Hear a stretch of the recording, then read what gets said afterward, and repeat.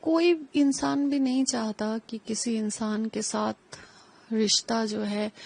اتنا خراب ہو جائے، لیکن اگر جس انسان کے ساتھ آپ رشتہ جوڑ رہے ہیں وہ انسان ہی اگر خراب ہو، انسان ہی اگر کرمنل ہو، اور کرمنل کی شکل میں گندے ذہنیت کے لوگوں کے چہرے پہ لکھا ہوا تو نہیں ہوتا نا کہ وہ انسان گندا ہے، غلط ہے اور کرمنل ہے، وہ ان فیوچر آپ کو بہت بڑی مصیبت میں گرائے گا، آپ کی زندگی اور آپ کے بچے کی زندگی کے ساتھ کھلواڑ کرے گا، اس کا کیریکٹر نہایت ہی گندا ہوگا، یہ کسی کے چہرے پہ نہیں لکھا ہوتا ہے۔ اور بہت ساری مہلائیں ہیں جو بہت ساری پرابلمز کو فیس کرتی ہے، تو اسی حساب سے میں بھی ایسے شکار ہو گئی۔ شمی کے لیے کچھ بولنا چاہیں گے؟ میں یہی کہوں گی کہ اللہ تعالیٰ نے بڑے بڑے گنہگاروں کو معاف کیا ہے، تو یہ بھی اپنے ہر کوکرم سے توبہ کرے، گندی ذہنیت کو صاف کرے،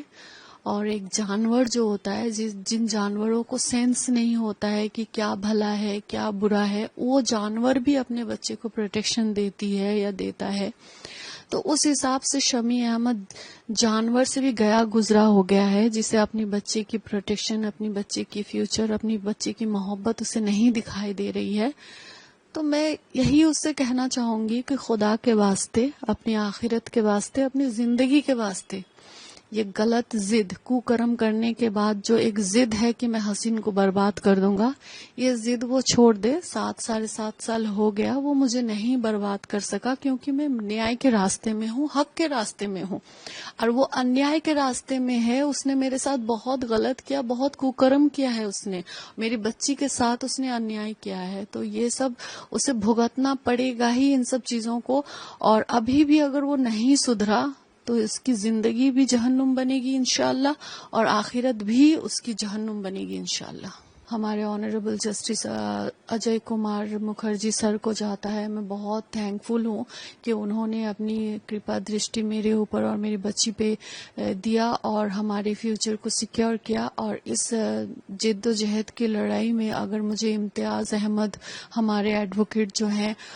امتیاز بھائی اگر ہمارا ساتھ نہ دیتے، اگر اتنی لائلٹی کے ساتھ اور دلیری کے ساتھ اگر نہیں وہ لڑتے، موو نہیں کرتے، تو شاید میں یہ وکٹری میں حاصل نہیں کر پاتی۔ تو اس کے لیے میں بہت تھینکفل ہوں، مجھے بہت خوشی ہے اور مجھے اچھا بھی لگ رہا ہے کہ اب انشاء اللہ تعالی میں اپنی بچی کو اچھی ایجوکیشن اور اس کی لائف کو ایزیلی مینٹین کر پاؤں گی۔ یہ جو آپ لوگوں کا انٹریم مینٹیننس کا اماؤنٹ جو ملا ہے، پہلے بھی ملتا تھا، وہ کم تھا، ابھی بڑھا ہے، جی، اس اماؤنٹ سے آپ سیٹسفائیڈ ہیں پوری طرح؟ اگر ہم دیکھیں تو شمی احمد جو لائف لیڈ کرتا ہے، جو اسٹیٹس وہ مینٹین کرتا ہے، جو اس کی ارننگ ہے،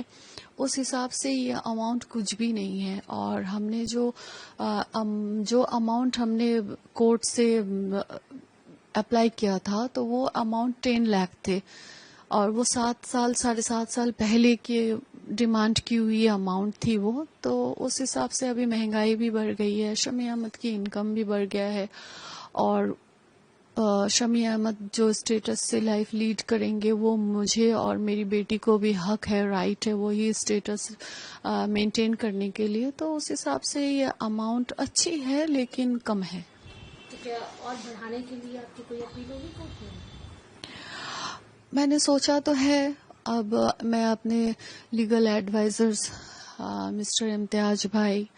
اور دیپک جی ہیں، مریگانکو مستری ہیں، ان لوگوں نے مجھے بہت سپورٹ کیا، تھینک یو بولنا چاہوں گی میں ان تینوں کو،